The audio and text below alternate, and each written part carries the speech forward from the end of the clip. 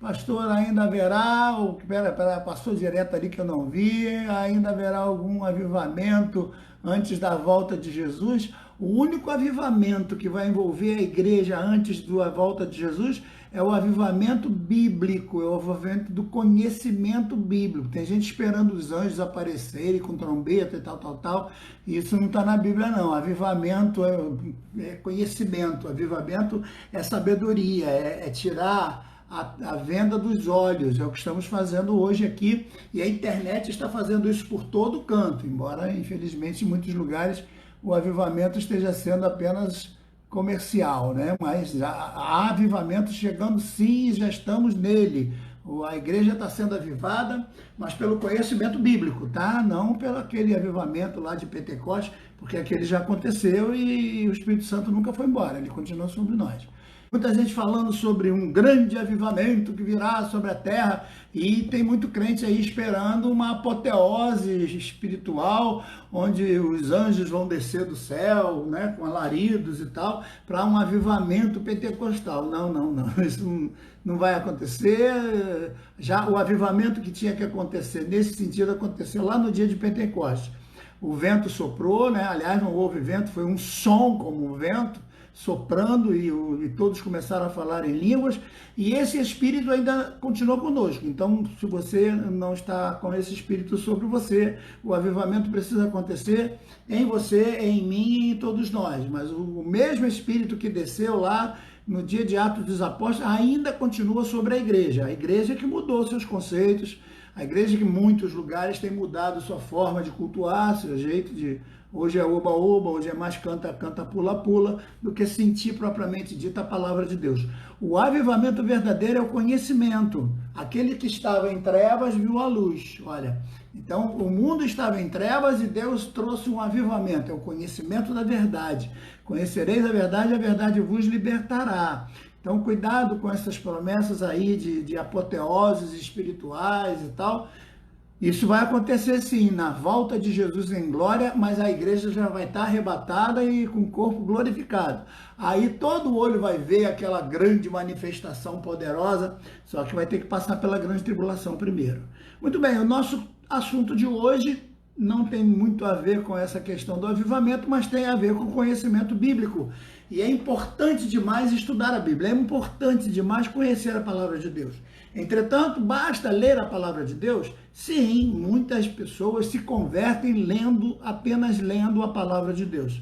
Mas isso não faz delas pessoas competentes para pregar e anunciar o Evangelho. Uma coisa é você ser convertido para não ser condenado.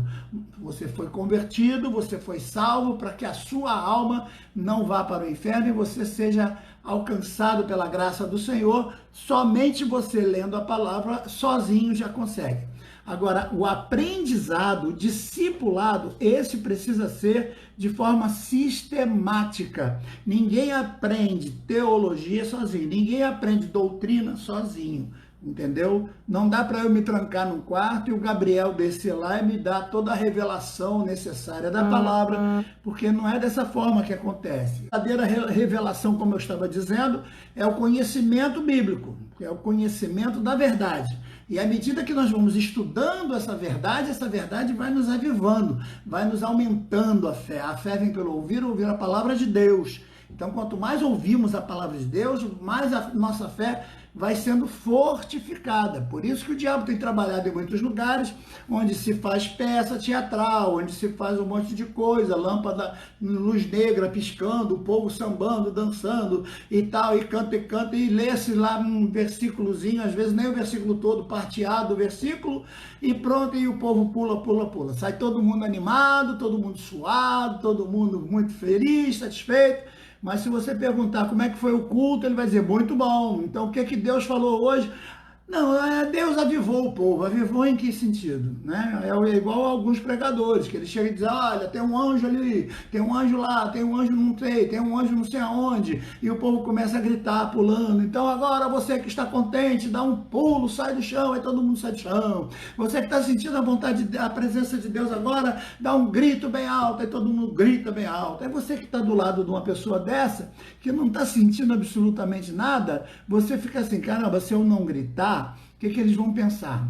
O que esse povo vai pensar de mim se eu continuar sentado? Porque eu não estou sentindo o que eles estão sentindo, não. Mas já que está todo mundo pulando, eu vou pular também. E aí o que eles fazem? Começa todo mundo pular. Todo mundo pula, todo mundo samba, todo mundo dança, né? Parece aquela música lá do Martinho da Vila, tô na minha casa, todo mundo é bamba, todo mundo pula, todo mundo dança, todo mundo não faz o quê?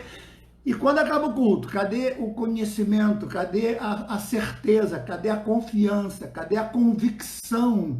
Ela só vem com a palavra de Deus. Então nada substitui a palavra de Deus. Você pode ter momentos de louvor, momentos de alegria, momentos de canto. Hoje temos ministério de louvor, mas eu desafio você a encontrar na sua Bíblia essa expressão, ministério de louvor. Encontra na sua Bíblia onde os crentes primeiro cantavam 2 horas para depois 5 minutos de palavra. Procura lá nos cultos de Atos dos Apóstolos, quando eles cantavam e o quanto eles liam a palavra e o quanto eles ouviam.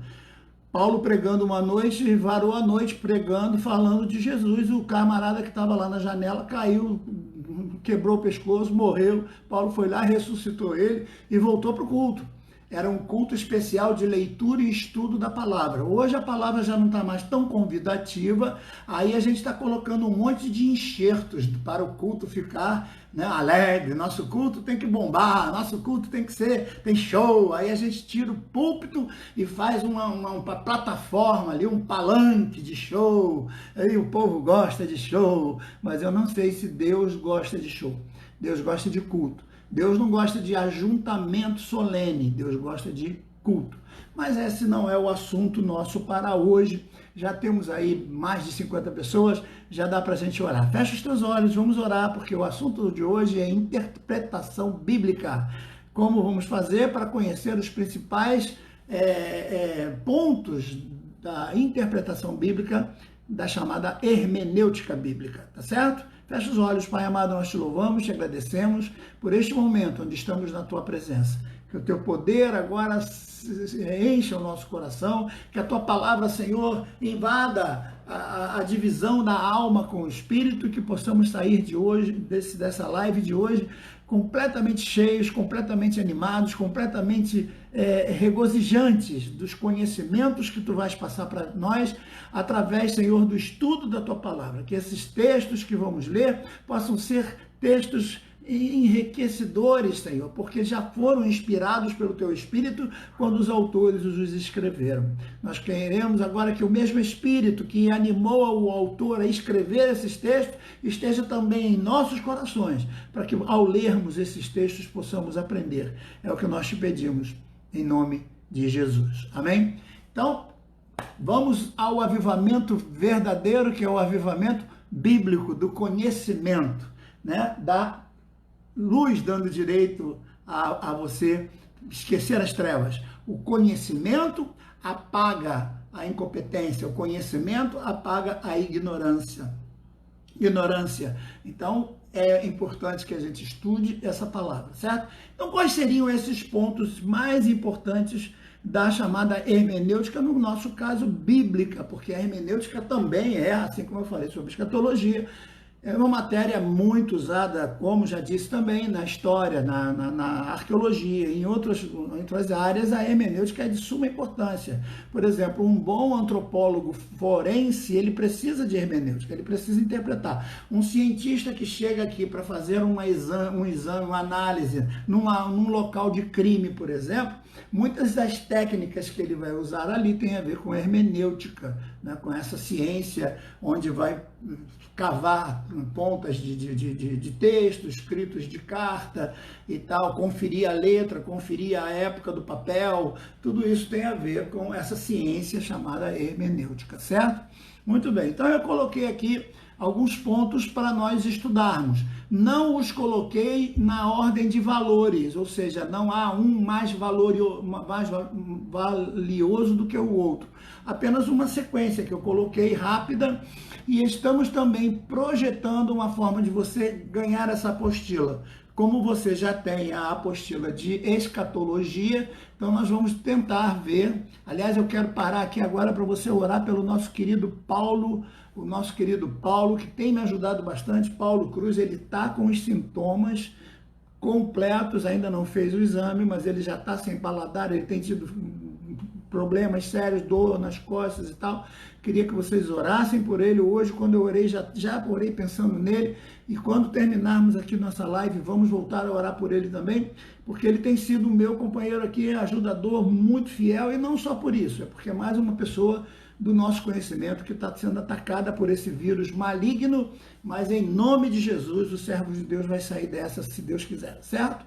Então vamos lá. Então, quais seriam os pontos importantes? Ora, um texto, a Bíblia foi escrita por mais de 40 autores. Então pense nisso. Mais de 40 autores vivendo num período de tempo entre um e o outro de mais ou menos 1.600 anos. Então, nessa gama de escritores, nesse vasto campo de escritores de mais de 40 pessoas, então esses escritores não podem ser ignorados. Quando você recebe uma carta, por exemplo, né, alguém mandou para você, você recebeu, por exemplo, um WhatsApp. Primeira coisa que você vai ver é o quê? Quem mandou o WhatsApp. Alguém diz assim, eu tenho um recado para você. Recado de quem? É a primeira pergunta que se faz, é quem escreveu, quem está dizendo o quê? Quem está falando? Quem disse? Ah, estão dizendo que o pastor Videira ganhou na loteria. Opa, mas eu não vou ganhar nunca, porque eu não jogo. Para mim isso trouxe maldição, então eu não vou jogar. Mas quem está dizendo isso? Da onde veio esse fake news, né? Da onde veio? Quem disse o quê? É a primeira pergunta que a gente tem que fazer quando analisa um texto. Quem escreveu? A gente não pode ignorar quem escreveu o texto, porque a pessoa que escreveu traz para a gente já alguma coisa a respeito do próprio texto. Conhecer quem foi essa pessoa. Então veja, a Bíblia é escrita por sacerdotes como Esdras e Samuel, ela foi escrita por poetas como Davi e Salomão, ela foi escrita por profetas como Isaías, Jeremias e tantos outros, guerreiros como o próprio Davi também, além de poeta, era um guerreiro, Josué, um grande guerreiro, por pastores como Amós, por exemplo, estadistas importantes que eram como primeiro-ministros, Daniel entre eles, um médico que é Lucas, e uma vasta gama de pessoas que estavam no castelo, no campo, em vários lugares, certo? Dentre eles, vários pescadores. Então, nós já falamos aqui, por exemplo, para um pescador, um asteroide ou um meteoro que venha do céu e se choque com a Terra em algum lugar, para esse pescador, aquilo era uma estrela. Então, esse linguajar desse pescador precisa ser compreendido dentro do contexto dele, de quem escreveu. Quem escreveu o texto é de suma importância para a gente. Então, existe uma diversidade enorme desse contexto de quem escreveu. A pessoa que escreveu precisa ser analisada. Qual era o conhecimento científico dela ou não, para ela estar escrevendo sobre um assunto, como é o caso de João, um pescador que não tinha nenhum conhecimento astrofísico, nenhum conhecimento científico, nenhum conhecimento de astronomia, né? Para entender sobre os astros e tal, e ele escreve Apocalipse falando de coisas fantásticas, de asteroides que cairiam e de tal, e terremoto, quer dizer, ele não era geógrafo, né? Ele terremotos e tantas outras coisas, ele escreve, mas ele era um pescador. Então, o que ele está vendo? O que ele está observando? A gente tem que olhar com o olhar do autor, certo? O segundo ponto de suma importância é a época, quando isso foi escrito. Quando? Quando isso foi escrito. Agora, por exemplo, estamos vendo os problemas da política aí, onde textos foram gravados e tal, de conversas e tal. Veja, quando essas conversas foram feitas? Essa conversa foi feita antes ou foi feita depois? Uma análise tem que ser feita dessa forma. Eu conversei isso quando? Ah, fulano disse que Jesus não existia. Mas peraí, agora ele já se converteu. Então, quando ele falou isso, ele ainda não tinha Jesus, agora ele tem Jesus. Então, quando a pessoa escreveu, é de suma importância. Então, a importante para a gente. Então, em que época? Primeira regra seria, aqui no nosso caso, não é que ela seja melhor do que todas, a primeira regra seria não ignorar o autor. Vejam que um autor para o outro, o tipo de palavreado, você vê Lucas escrevendo num grego erudito, enquanto você encontra outros escrevendo no Koiné, que era um grego mais usual, mais público, né? Então, é importante você entender quem escreveu. Depois, é importante você entender a época em que o texto foi escrito. Porque, veja, Moisés viveu 1.500 anos antes de Jesus. Já Davi vai viver mais ou menos 1.000 antes de Jesus. Os que escreveram o Evangelho vão escrever mais ou menos na época de Jesus. E os escritores do Novo Testamento, 50 anos no mínimo depois de Jesus. Então vejam a variação de 1.500, como no caso João viveu até 90 anos, e tudo indica que ele escreveu já na sua velhice. Então vejam aí, só de 1.500 até 90 depois de Cristo você tem 1.590 anos. Então a gente acaba fechando em quase 1.600 anos, que é o total de um para o outro. Então, em que época foi escrito esse texto é de suma importância para a gente, porque a gente não pode ignorar jamais esse conceito, certo?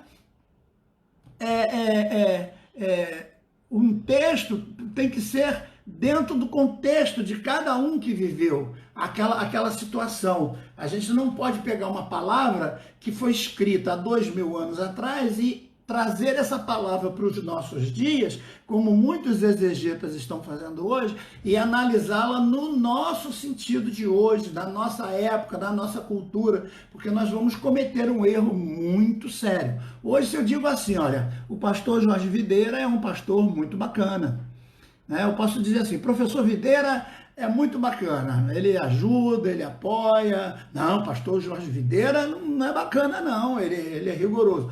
Mas eu também posso botar um gesto nesse bacana, aí eu vou dizer assim, pastor Jorge Videira, ó, é o seu bacana. O que esse gesto já está dizendo? Quando eu digo que o professor Jorge Videira é bacana sem usar o gesto, eu estou dizendo que ele é boa praça, que ele é gente boa, que ele é um camarada legal, que ele ajuda, que ele, né, colabora com os alunos. Mas se eu disser aqui assim, ó, eu digo, não, seu Jorge Videira, ó, é o seu bacana, fulano é seu bacana. A palavra bacana já assume uma forma de teor financeiro, de posse, de contexto de condição financeira, não é?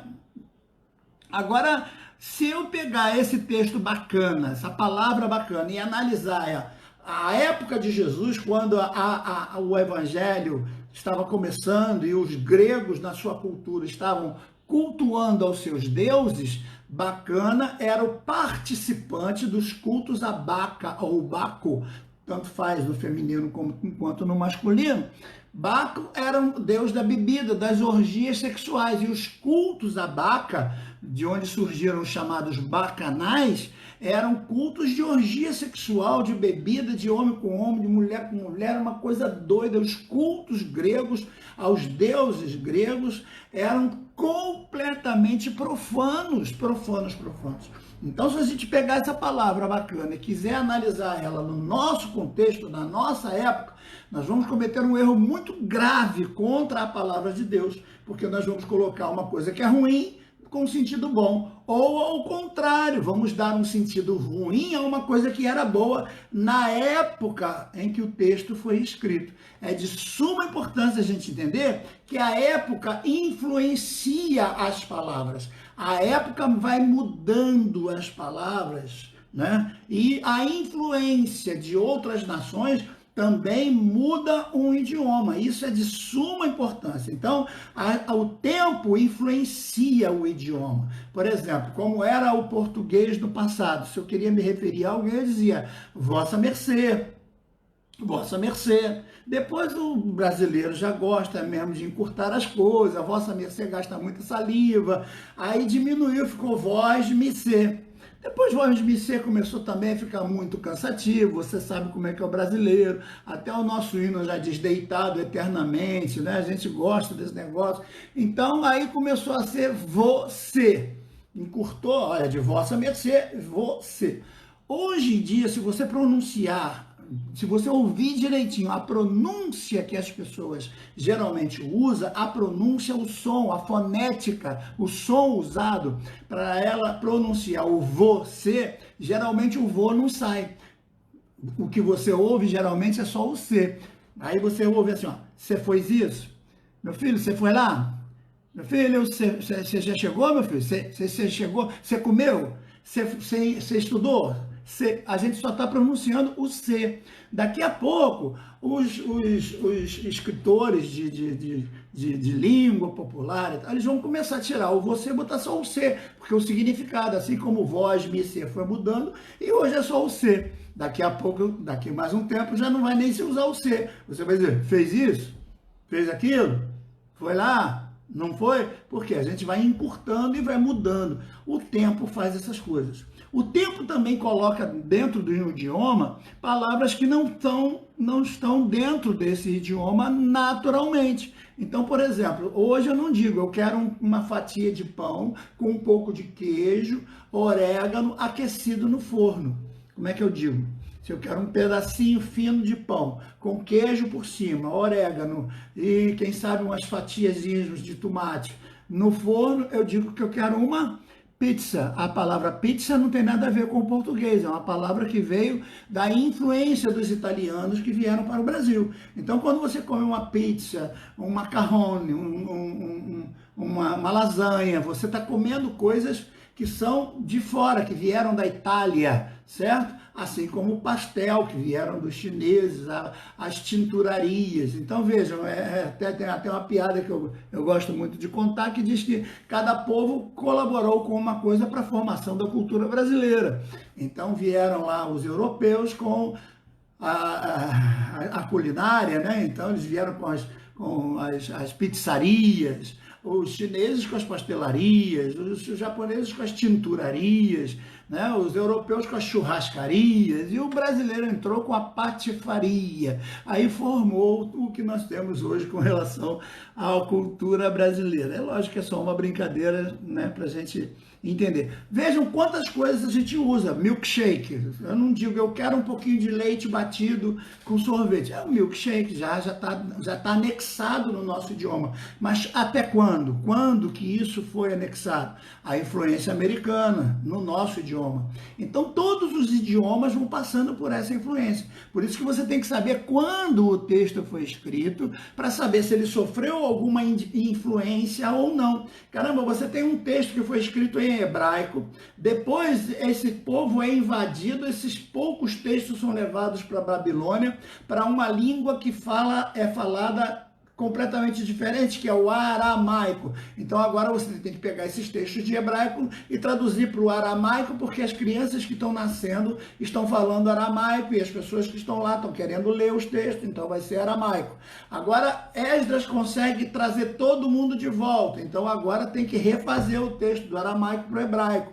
Mas aí vem o Império Grego, invade todo mundo, e agora o que acontece? Todos os textos têm que ser traduzidos para o grego. Aí surge a chamada Septuaginta, que é a tradução, né, da versão dos 70, que é a Septuaginta, 250 anos antes de Cristo. O texto todo vai para o grego. Aí vem agora os textos escritos em grego do Novo Testamento, até chegar na Vulgata, 400 anos depois de Jesus, onde os textos vão ser traduzidos para o latim. E isso vai sendo traduzido daqui para lá, de lá para cá, até chegar no que a gente tem hoje. Então, se eu pegar o texto, analisar com o meu contexto, com a minha época, com a minha forma de pensar, eu vou criar uma coisa doida, uma doutrina louca.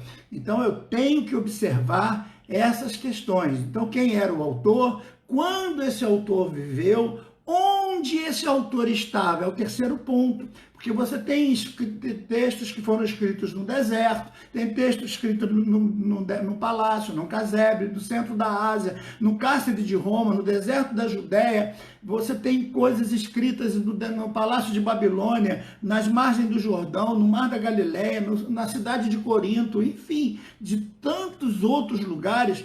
Então, na maioria das vezes, os problemas que aconteciam em volta dos autores motivavam eles a escreverem de acordo com aquilo que estava acontecendo. Então, esses escritos precisam ser analisados de acordo com essa diversidade que estava acontecendo em volta do autor, para a gente poder entender o que esse autor queria dizer. Por isso que a letra pura em si, ela mata, porque o que a gente tem que entender é o que essa letra está tentando mostrar para a gente, o que essa letra está realmente traduzindo para a gente um conteúdo, porque Deus vela pelo conteúdo, não importa em que idioma está escrito, o idioma pode ser variado, mas o conteúdo não pode variar. Então, o que Deus preservou, o que Deus velou pela sua palavra, para não deixá-la mudar, não foi o idioma, foi a forma desse idioma traduzir o que Deus queria, o conteúdo real. Então, a palavra de Deus não é a letra. A letra em si pura mata, mas o conteúdo que essa letra transmite, essa é a verdadeira palavra que não pode ser deixada de lado. Então, os problemas que aconteciam no lugar, você vai ver várias coisas acontecendo e motivando o autor. Você encontra alguns autores que estão dentro dessa diversidade toda. Outra coisa de suma importância é vocês entenderem para quem o autor escreveu. Então, primeiro, quem escreveu, agora, para quem ele escreveu. Porque nós, principalmente os brasileiros, temos mania de achar que tudo que está escrito na Bíblia é para a gente. Nem tudo que está escrito na Bíblia é para a gente. O conteúdo espiritual de aprendizado, opa, esse é para nós. Mas o conteúdo específico cultural é para alguém naquela época. Então, a Bíblia fala de textos que foram escritos para Israel, e nem todos os textos que se referem a Israel servem para a igreja. A Bíblia fala de Paulo, por exemplo, escrevendo para algumas igrejas. E olha, eu quero dar para vocês um texto para vocês analisarem com carinho. Veja, a diversidade dos lugares, dos destinos do que foi escrito. Reparem essa carta do apóstolo Paulo aos Coríntios, a primeira carta, no capítulo 11, que diz assim, ó: não vos ensinei pela mesma natureza que é desonroso para o homem ter o seu cabelo crescido. Paulo está falando aos coríntios que ter o cabelo crescido é desonroso, certo? Agora pega esse texto e manda Paulo escrever esse mesmo texto para os hebreus, que tem como a maior honra diante de Deus o cabelo crescido que não passa navalha, nunca passou navalha. Quanto mais crescido, até hoje eles usam aqueles cachinhos aqui, aqueles cabelos, a barba bem, porque é gratificante diante de Deus. Você vê lá nas histórias do Antigo Testamento, dos exércitos, onde o inimigo às vezes cortava o cabelo, rapava a cabeça. Paulo faz um sacrifício de humilhação, de rapar a cabeça, humilhar-se diante de Deus. Então ter a cabeça raspada para os hebreus era uma humilhação muito grande, porque para eles era honroso ter o cabelo comprido. No entanto, para os coríntios, era desonroso ter o cabelo comprido. Então você não pode pegar um texto que foi escrito para um contexto e enfiar a goela abaixo do outro contexto. Aí as pessoas trazem para a nossa época e diz que o rapaz que tiver com o cabelo um pouco maior, ele está em pecado. Não, você está forçando a palavra de Deus. A palavra de Deus não diz que o cabelo de alguém tem que ser de que altura. Quem diz isso é a cultura. E se a cultura daquele país estabelece essa regra, desde que ela não seja contrária aos padrões bíblicos, a Bíblia não se envolve nisso. E nem Deus. Muitas culturas têm seus conceitos, têm suas formas de pensar. Muitos povos dos mais variados no mundo inteiro têm o seu jeito de pensar. E a Bíblia não interfere, nem Deus interfere. Então, se você gosta de ter barba, Jesus não tinha barba, os profetas não tinham barba, mas durante algum tempo as Assembleias de Deus proibiam barba. Eu, por exemplo, quando vou em alguns lugares para fazer alguns congressos, algumas coisas, para evitar problema, eu raspo a barba. Se comer carne escandaliza, eu não como, mas enquanto eu não estou escandalizando, eu continuo comendo, porque o comer ou não comer, quem come, come para Deus, e quem não come, também não come para Deus. Mas é importante que você entenda que a direção do texto, o endereçado. Você colocou uma carta para quem? Você está escrevendo uma carta para quem? É o caso de Eclesiastes, lá o camarada faz uma carta de amor para a sua esposa. Você tem como tirar dali algumas coisas em relação à igreja e Jesus? Tem, no sentido poético, tem muita coisa que você pode ver ali com relação ao poeta, à própria igreja e tal, em Cantares de Salomão e outras coisas mais, você encontra ali poesias fantásticas que podem ser espiritualizadas no contexto de Jesus com a igreja. Mas muita coisa ali tem a ver com o relacionamento deles dois. Então a gente tem que entender que o que está escrito é inspirado por Deus para que a gente tenha noção daquilo. Mas não é a letra que tem que ser observada como santa, não. Por exemplo, ontem quando eu disse que os 3 homens mais especiais, na época que Ezequiel falou, eram, dentre eles, Daniel, Jó e Noé, alguém me questionou, não, mas a Bíblia diz que o homem segundo o coração de Deus era Davi. Uma interpretação precipitada. Davi não era o homem segundo o coração de Deus, porque o homem segundo o coração de Deus não cobiçaria a mulher do seu próximo, não mandaria ser um dos seus principais comandantes para a batalha, para morrer, para poder ficar com a esposa dele, depois de já ter adulterado com ela. Então, quando que a Bíblia diz que Davi era um homem segundo o coração de Deus? Quando Samuel estava escolhendo alguém para ungir no lugar de Saul. E aí Samuel diz, o que eu vou fazer? E Deus diz, vai até a casa de Jessé, lá você vai encontrar um rapaz que eu ainda vou te mostrar, o jovem que será rei segundo o meu coração. Ora, o jovem que será rei segundo o meu coração ali é o coração de Deus que vai escolher a pessoa de Davi para ser rei. Era do coração de Deus que Davi reinasse. O jovem segundo o coração de Deus no sentido de reinar. Mas não quer dizer que tudo que Davi fazia era de acordo com o coração de Deus. Tudo que Davi matava era de acordo com o coração de Deus. Porque quando alguém pede a ele sem prepúcio, ele vai lá e mata 200, ele está agindo ali de pirraça, ele está agindo ali de má fé, ele está agindo ali de maldade, ele está sendo ruim, e isso não vem do coração de Deus. Entenderam? Então tem que ter cuidado, que a gente às vezes santifica pessoas na Bíblia, colocando elas em patamares, né, de super-heróis, mas não tem super-herói na Bíblia. O único santo da Bíblia é o Senhor Jesus. Todos os homens da Bíblia pecaram, cometeram erros terríveis, mas graças a Deus Jesus foi o único que não pecou. Então essa ideia de dizer que Davi sempre foi para toda a vida o homem segundo o coração de Deus é um conceito errado, de uma interpretação errada. O homem segundo o coração de Deus para reinar em Israel, para reinar no lugar de Saul, era Davi. Daí para lá não tem mais nada a ver com o coração de Deus nas atitudes e pensamentos desse homem que era um ser humano dotado de livre-arbítrio e fazia aquilo que bem entendia. Tá certo isso, pessoal? Tá bem claro aí? Coloca aí se você entendeu. Diga aí se você entendeu bem, para a gente não ficar usando esses textos de forma errada, de forma controversa, né?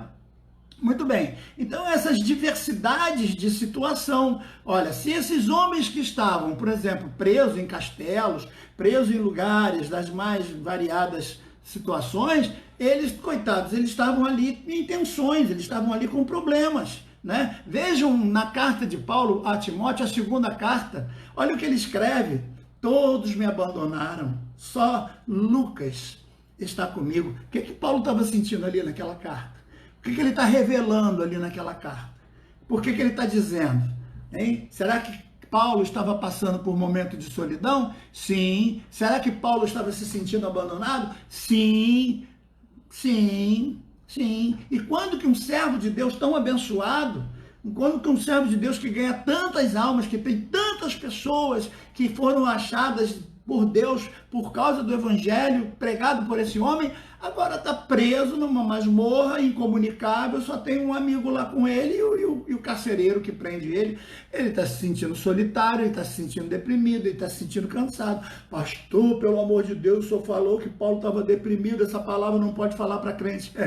Pode sim, querido. Crente também fica deprimido. Crente não fica oprimido, mas deprimido fica. crente fica solitário, crente se acha rejeitado, crente se acha abandonado, crente se acha solitário, no sentido espiritual também. Tem momento que ele acha que a oração dele não está nem chegando no telhado, quanto mais no céu. São momentos da vida que nós passamos olha Paulo dizendo, até quando eu carregarei o peso dessa morte? Quer dizer, ele estava desejando já ir para a glória, sabendo que tem um corpo glorificado lá, ele vai ficar fazendo na terra mais o quê? Então, tá dando para entender aqui? Outra coisa de suma importância que a gente tem que entender é a diversidade dos idiomas, como eu falei para você, vem do hebraico, depois passa para o aramaico, depois esses textos são traduzidos para o grego, depois do grego vem a invasão, aí vem a perseguição judaica no primeiro século, depois do primeiro século vem a perseguição romana e todos os textos que eles achavam em grego, que eles sabiam falar grego, o romano falava grego também, além de falar o latim. Então o que eles vão fazer? Eles vão destruir. Agora começou todo mundo a pegar os textos e mais uma vez traduzir para o aramaico. Então a maioria das versões que você tem do Novo Testamento e Antigo Testamento em aramaico são do primeiro século, do final do primeiro século para o segundo século. Todas elas, não tem nenhuma do tempo de Jesus realmente. Aí agora começou a Igreja Católica a gostar muito disso e dizer que na época de Jesus se falava aramaico. Não. Na época de Jesus, Jesus sabia aramaico porque era um rabino, mas veja quando Jesus está diante de algumas pessoas e ele usa o aramaico, a maioria não entendia nada. Quando ele diz Talita Cumi, ele está falando em aramaico, menino levanta. Quando ele está na cruz e ele diz Eli, lama sabachthani, ele está falando em aramaico e todos que estavam à sua volta, ninguém entendeu nada, ninguém sabia. Alguns achavam que ele estava clamando por Elias, não é o que estava na Bíblia. A plaquinha que foi colocada lá em cima da cabeça dele estava escrita em que língua? Hebraico, está lá, basta você ler o texto. Hebraico, o latim, que era a língua romana da época, e o grego. Não tinha nada escrito em aramaico, porque Jesus falava em aramaico só para os rabinos, só para aqueles que eram conhecedores do idioma, só para aqueles que eram da alta sociedade do saber da época, que eram os membros do Sinédrio, os pesquisadores, os rabinos, né, da época. Eles sabiam que Jesus estava falando, Deus meu, por que me desamparastes?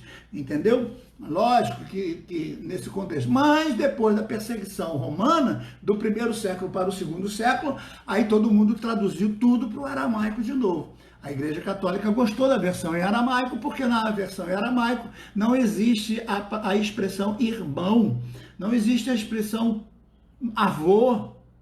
Quando eu quero me referir a meu pai, eu digo my father, como em inglês, né? E se eu quero me referir a meu avô, eu digo meu grandfather. Grandfather é o avô, é o pai grande, quer dizer, é o pai maior. Não existe o avô. Assim é no aramaico, onde o pai pode se representar o pai mesmo, o avô, o bisavô.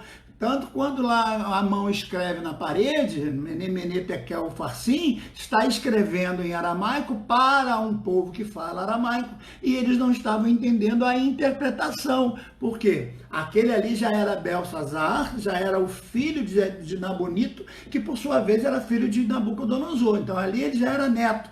E vem a mãe dele e diz, olha, na época do teu pai, tinha um camarada muito sábio que entendia dessas coisas, e manda chamar Daniel. Aí Daniel vai dar a interpretação do que está escrito ali. Então veja que nesse contexto, o aramaico nem sempre era a mesma língua para todos. Passou o tempo, eles vão passando, vai perdendo é o caso do hebraico bíblico. Se você chamar alguém hoje que mora em Israel, que fala em hebraico, e der para ele o hebraico bíblico, a maioria deles, 90 e tantos por cento deles, não vai saber ler o hebraico bíblico. Por quê? Porque já mudou com os séculos e séculos, o hebraico bíblico ainda não se perdeu, graças a Deus, porque existem aqueles que ainda estudam o hebraico bíblico, mas graças a Deus ele não se perdeu. Então é importante a gente entender isso, certo? Porque no contexto do grego, se você for pesquisar no grego, quando o texto diz assim, estão lá fora sua mãe e seus irmãos, a palavra adelphoi é para irmão, e a palavra sugêneres é para primo. No grego, poderia dizer que aqueles ali não são filhos de Maria, mas a palavra usada lá no grego é adelphoi, quer dizer, estão lá fora seus irmãos e sua mãe, quer dizer, irmãos mesmo, não são primos, não são filhos de um outro casamento, não tem como dizer que Maria não tinha outros filhos além de Jesus, certo? Aí eles preferem o aramaico, quer dizer, por causa de uma mentira, acaba se inventando muitas outras mentiras para cobrir a primeira mentira. Me perdoe se alguém aí está me ouvindo e professa uma outra religião que não seja evangélica. Eu não estou falando mal, eu estou só mostrando o texto em si. Jesus tinha irmãos, sim, e no grego a palavra adelphoi prova isso. Tanto que a igreja do amor fraternal é Filadelfoi. Filadélfia é a igreja do amor entre irmãos. Por isso que nós somos irmãos, nós somos adelfóis uns dos outros. Nós somos irmãos. Amém até aqui, pessoal? Então, o estudante precisa saber isso. Ele tem que sempre saber a verdadeira interpretação do que você está lendo. Qual é o verdadeiro sentido daquele texto? Porque também existe um sentido literal e um sentido figurado. O literal é o pé da letra. E o figurado, as palavras podem assumir outras funções em relação ao contexto. Uma palavra figurada pode estar dentro de um texto e você não entender se você analisar de forma figurada.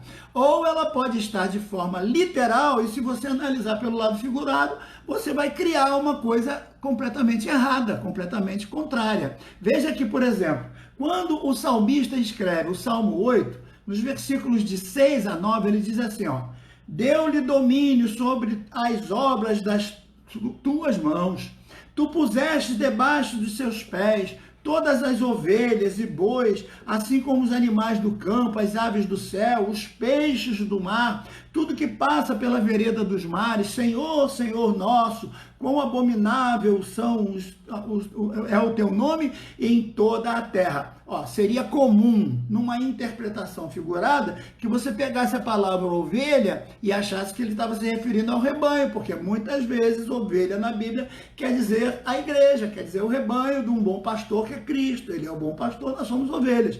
Mas se você colocar aqui a interpretação figurada, você vai destratar o texto, você vai destruir a verdade do texto, porque aqui ovelha é ovelha mesmo. A mesma coisa peixes. Assim como Jesus disse lá naquele texto que os peixes seriam o mar, que a rede seria a mensagem, né? Que aquele que prega é um pescador de almas, aqui não, aqui peixe é peixe mesmo, porque está falando do domínio de Deus, dando ao homem toda a autoridade sobre toda a terra, para que o homem reinasse sobre todas as coisas. E esse homem, infelizmente, não entendeu. Então, tem horas que a palavra aparece no seu sentido real, natural, literal. Tem horas que não. Ela aparece no sentido figurado, tá certo?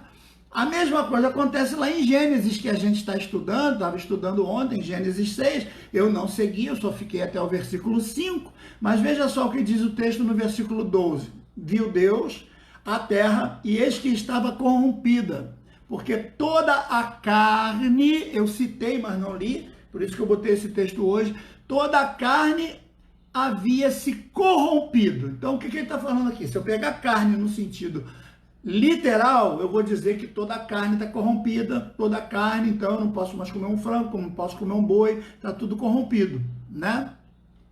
E depois, eu pego, depois da palavra carne aqui, que quer dizer o quê? O ser humano, o indivíduo, a pessoa, todo ser humano, toda a vida na terra, todos os homens. Carne aqui é a vida humana. E ele continua, corrompeu o seu caminho. Se eu pegar a palavra caminho aqui, eu também não vou entender, porque caminho aqui também é um outro sentido espiritual. Ou seja, a carne corrompeu o caminho do homem. Tá dando para entender no sentido figurado? Então, isso quer dizer que o homem saiu do caminho que era o caminho para Deus. Por isso que Jesus veio para ser o novo caminho. O caminho, a verdade e a vida. O homem perdeu o caminho e agora Jesus vem para se colocar como o caminho. Então, veja, essa carne agora é conduzida a uma vida espiritual para andar no caminho. Perceberam, então? Neste caso aqui, de Gênesis 6, verso 12, o texto é figurado. Outro texto que muita gente discute, vocês vão me perdoar, o tempo foi embora, mas é exatamente o capítulo 5 de Mateus. Olha o que diz, versículo 33 até o 37, tá certo? Diz assim: outro sim ouviste que foi dito aos antigos, não perjurarás, mas cumprirás o seu juramento diante do Senhor. Veja que o contexto todo ele está falando de divórcio, de pessoas que vão até o altar, que o casamento não pode ser desfeito, que aquele que deu a sua palavra diante do altar tem que cumprir, não pode dar carta de divórcio por qualquer motivo. Então, esse é o assunto que ele está correndo agora. E ele está dizendo agora que as pessoas podem perjurar, ou seja, negar aquilo que haviam dito, certo?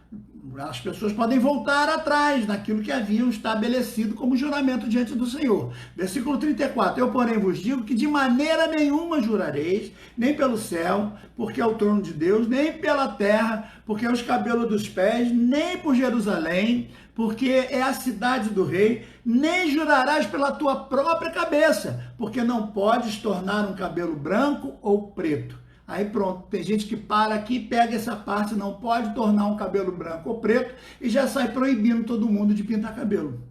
Eles pegam esse texto e já acham que aqui tem uma doutrina, e aí estabelecem a doutrina. É pecado pintar cabelo. Aí ficam as irmãs tadinhas com aquele cabelo, não pode passar. Tem gente que diz que passa creme, o creme é do diabo, né, e tal, é coisa do diabo, sei lá. Pegando um texto fora do seu contexto. Mas o texto continua, nem jurará pela sua cabeça, né? Porque não pode mudar a cor do cabelo. Meu cabelo é branco. Ainda que eu pinte, ele vai continuar branco. Então o que eu vou ter que fazer? Semana que vem eu vou ter que pintar de novo, porque está nascendo tudo branco. Aí eu pinto, eu não tenho como mudar. Ele vai sempre nascer branco. Se meu cabelo fosse louro, eu tivesse uma idade suficiente para manter ele louro, não adiantaria pintar de preto, ele ia nascer louro, assim como o cabelo preto, pinta de louro, ele nasce preto por baixo, fica aquele cabelo de 2 cores, né? E 3 cores, com aquela que fica queimada por causa do sol. Então o que ele está dizendo aqui é que eu não tenho como mudar a minha origem, eu não tenho como mudar a palavra que eu dei, por isso que ele continua, nem jurará pela sua cabeça, porque não pode mudar um cabelo preto nem branco. Seja, porém, o vosso falar sim, sim, não, não. Se você diz que é sim, é sim. Se você diz que vai ficar até que a morte separe, esse é o contexto do que está sendo discutido, é o divórcio, é o casamento, então é até que a morte separe, é até que a morte separe. Não tem esse negócio, não, ficou velha, ficou isso, ficou aquilo, ficou gorda, ficou não sei o quê, é incompatibilidade de gêneros. Não tem esse negócio não, meu amigo. Você casou, é para ficar do lado.